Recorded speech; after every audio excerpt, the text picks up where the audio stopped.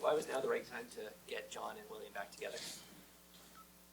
I just think just the way our lines shake out here, we've moved some things around and coming on the road, it's just a look that we wanted to get. I mean, we spent a lot of attention on the fact that they haven't been together on a line, but they've played together a fair bit within each game that we've played for the last couple months. So it's not entirely new, and things will likely still move around. Why bring in Justin Hall, and is Timothy okay? Yeah, Timothy's fine. I think it's just a combination of, we think we've moved our defense around all season, and we think that's important to do so. I think in the first couple of games, combination of, I think there's been times, where Lily's inexperience has showed up a little bit. It's been a lot for him to take on here, and now we come on the road. We don't control the matchups the same way. And, of course, Halsey's been a really big part of our penalty killing all season. So that's all that just pointed to us making a change. And why opt for Spezza in that spot versus the kind of, I guess, physical element that Simmons and Clifford would bring? Well, same thing. I think we're just at a point in the series where we need to get Spez involved.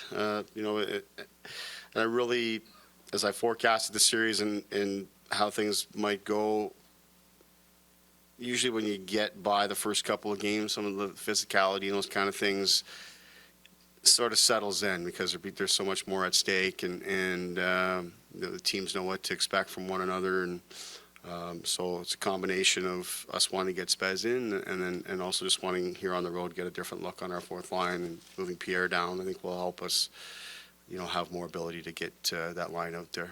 Why the decision yesterday to go through Buffalo? I think the biggest thing was just following the lead of the NBA and MLB teams that have been making that the trip, across the border. I think the biggest thing at this point of the year really is just to do all that we can to avoid any false positives or things like that might come up that would impact our group. So that's the biggest reason. What's going on with Andre? It's a personal matter. I'll leave it to him or Steve and whether they want to share what's happening there. But he's fine. He'll be here. He'll be here tonight and ready to go. Hard to get a sense of things at even strength in this series, but what's your feel for John Tavares in his game through 2 games? Yeah, I think it's like you say, it has been hard. Not just because it's been tight checking, but it's also the 5-on-5 play has been. There's been really no rhythm to 5-on-5 play. So that's impacted, I think, both John and Will, to be honest. And that's, again, part of why, putting them together, it's a little bit easier to get them on the ice more consistently. We'll see how the game goes. We're hoping, I would think that both teams are going to be adjusting here in the series now in terms of penalties and stuff like that, and adjusting to not get in such penalty trouble on both sides, which will create more 5-on-5 rhythm. But if there is going to be disruptions, it's easier to get them out there when they're together. So that's part of it. And in terms of John's game, I think he had a couple of our best looks on the power play early in the game the other night, and I expect he will continue to get those looks and he has the ability to score for us there. So we're happy with that. He's put himself in those spots. 5-on-5, I think everybody's always looking to produce a little bit more, but it's been tight checking. And I think both teams have experienced that here in the first 2 games.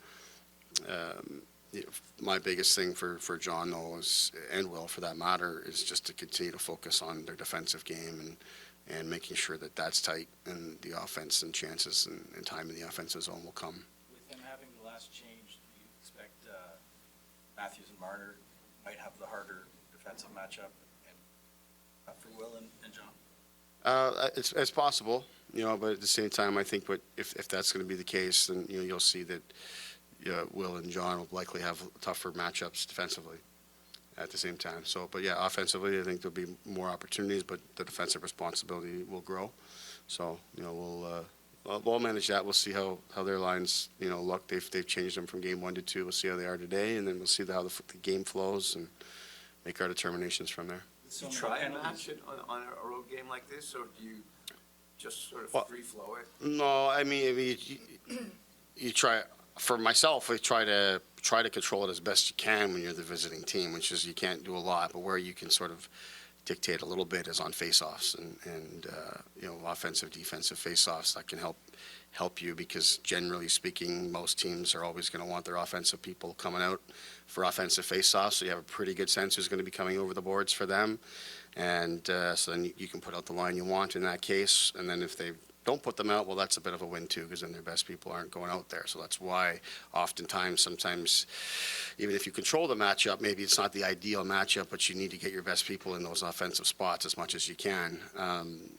Partially because that helps them score, and partially because the best people don't love it when you bypass them when they're fresh and ready to go in offensive situations. So in that case, that's where I think the defensive team can get the edge a little bit. So we'll look to use that. The refs have set quite a standard in this series in terms of what they're going to call. Do you think the team that adapts quickest to whatever the threshold will be tonight has the best chance?